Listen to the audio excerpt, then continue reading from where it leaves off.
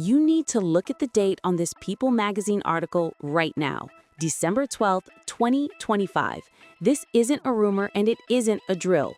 Bronwyn Newport has officially filed for separation from her husband, Todd Bradley, and while the headline says mutual decision, the receipts tell a completely different, much darker story.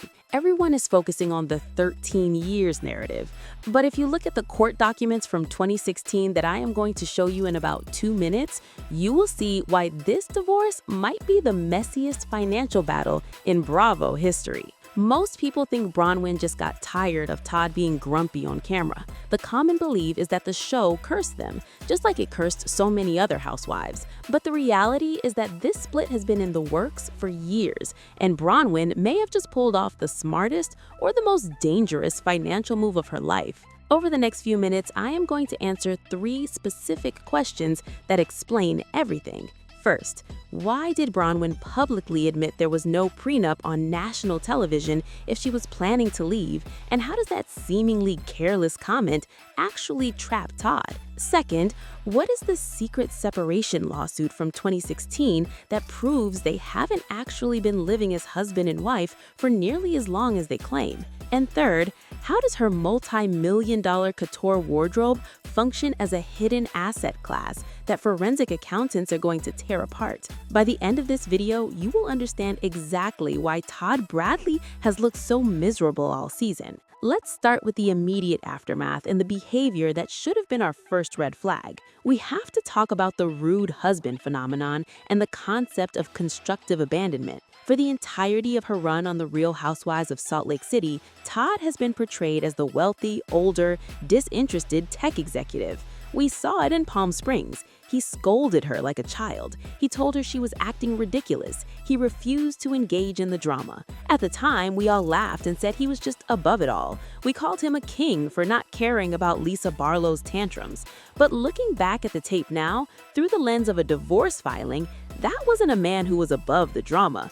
That was a man who was legally documenting his distance. According to insiders speaking to Reality Tea this week, Todd was reportedly disgusted by Bronwyn's on-camera behavior, specifically when she brought up the concept of an open marriage to him while cameras were rolling. That is a massive pattern interrupt. Usually, the housewife hides the marital issues to protect the family image. Bronwyn put them on a billboard.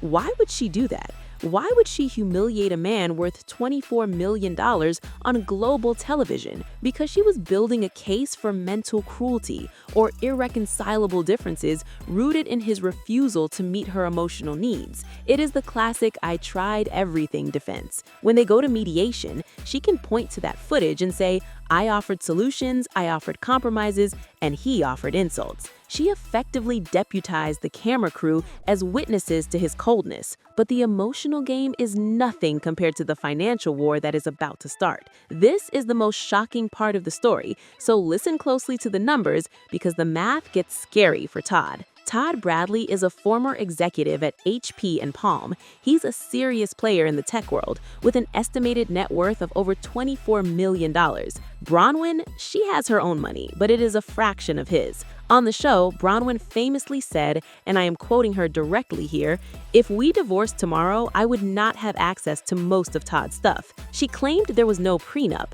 but she also claimed she wouldn't take him to the cleaners because his wealth was premarital. Here's the catch that the blogs are missing. That statement was a lie, or at best a very clever misdirection designed to lower his guard. In the state of Utah where they reside, assets are divided based on equitable distribution, not just the 50-50 community property split like in California. However, the length of the marriage is the critical factor in determining alimony. They've been married for 9 years, which is a significant threshold. If they hit 10 years, the alimony calculations often shift in favor of the lower earning spouse for a longer duration, sometimes for life in certain jurisdictions, though Utah is stricter. Filing right now or separating right now stops the clock. Todd wants that clock stopped immediately. Bronwyn likely wants to prove the clock should keep ticking because of the years they spent together before the marriage. And this brings us to the secret separation evidence that almost nobody is talking about. This is the smoking gun. Back in 2016, there was a lawsuit involving a dog bite incident. I know it sounds irrelevant, but stay with me. A woman sued Bronwyn and Todd because their dog allegedly bit her. In the court documents for that lawsuit, obtained by the U.S. Sun, there is a massive discrepancy regarding their living situation. Todd is listed as residing in San Francisco, California. Bronwyn is listed as residing in Park City, Utah. They were living in completely different states for 2 years between 2016 and 2018. Why does this matter today? Because if Todd's lawyers can prove that they were effectively separated for 2 years in the middle of their relationship, or that their cohabitation was interrupted, that helps him argue against commingling of assets. He can say, "We weren't building a life together. I was in San Francisco making money, she was in Utah spending it." It creates a clear line between his separate property and the marital property. This is why Todd has been so cold. He has been treating the marriage as a business agreement that expired years ago, while Bronwyn has been trying to sell the happy family narrative to secure her bag. Now, let's look at the emotional smoking gun, the cheating. Bronwyn dropped a bomb this season when she revealed that her daughter, Gwen, caught Todd texting other women. She said she saw it over his shoulder on an iPad. This is a nightmare scenario for any stepfather. It's not just cheating, it's getting caught by the children. Bronwyn told the other women that Todd apologized by giving her a ring with 5 diamonds, representing 5 promises he made to her. Here's the dark reality of that gift in the eyes of a divorce attorney. In the world of high net worth divorces, a guilt gift is often used as a tool to silence the spouse. By accepting the ring, Bronwyn essentially accepted the behavior. This is called condonation. Todd's legal team could argue that she condoned the infidelity by staying and accepting a high-value asset in exchange for forgiveness. If you take the ring, you can't use the affair as grounds for fault later. But Bronwyn is flipping the script. By bringing up the cheating on the show years later, she is nullifying that silence. She is making sure the public knows that the 5 diamonds weren't a gift. They were a bribe. She is returning the shame to him. We also have to talk about the wardrobe asset theory. This is something forensic accountants look for in high net worth divorces. Bronwyn Newport is known for her outrageous high-end fashion. We are talking about archive pieces, couture, items that cost tens of thousands of dollars each. Over 13 years, Todd has likely purchased millions of dollars worth of clothing and jewelry for her.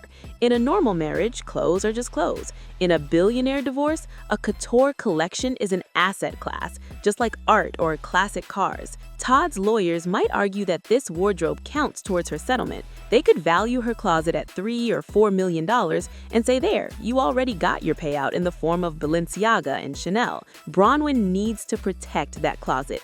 She needs to argue those were gifts, which generally aren't subject to division, rather than investments. Watch closely to see if she starts selling pieces, or if she locks down that archive. If she starts wearing less flash on the show, it might be because her lawyers told her to stop flaunting the assets she wants to keep. Then we have to consider the Lisa Barlow factor.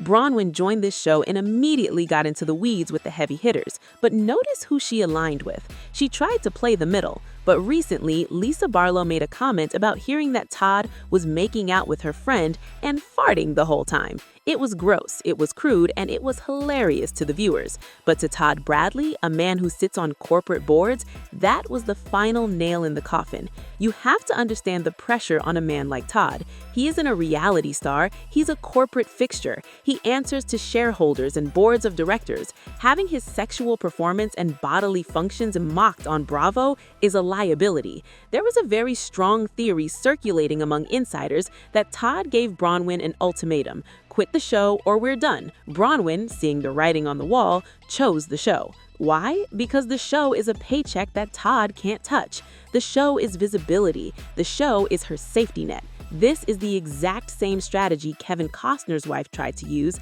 and the same strategy we saw with other housewives, like Kyle Richards. You don't quit the show when the marriage is failing. You lean in. If she quits the show to save the marriage and he divorces her 6 months later anyway, she is left with nothing. No platform, no money, no husband. By staying on the show, she secures her own income stream and a public platform to control the narrative of the divorce. And don't forget the daughter, Gwen. She's an adult now, but she was the one who found the text. If this goes to a messy trial, Gwen could be called as a witness to testify about Todd's infidelity. That is Todd's worst nightmare. He does not want his stepdaughter telling a judge that he was texting women on his iPad during a family vacation. Bronwyn knows this. She holds that card, and she will likely use it to negotiate a settlement that is much higher than what the prenup or lack thereof would dictate. There's also the issue of the lifestyle analysis. In a divorce without a prenup, or even with a contested one, the court looks at the marital standard of living. Bronwyn has done an excellent job of documenting just how expensive her life is. The parties, the trips, the staff, the clothes.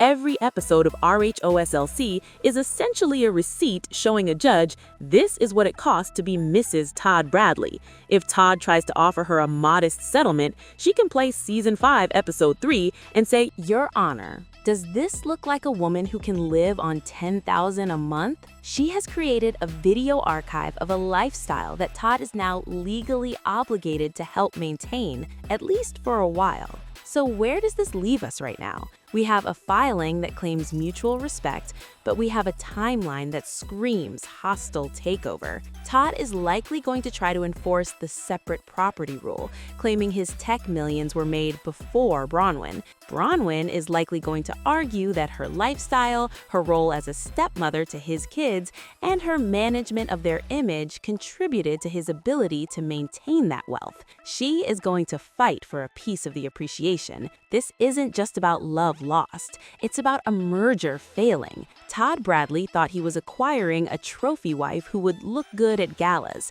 Instead, he got a media powerhouse who learned how to weaponize the press. Bronwyn Newport didn't just dump a husband, she dumped a liability and launched a career. She traded a man who rolled his eyes at her for a fan base that hangs on her every word. The timeline is the key. Watch the dates on the separation papers.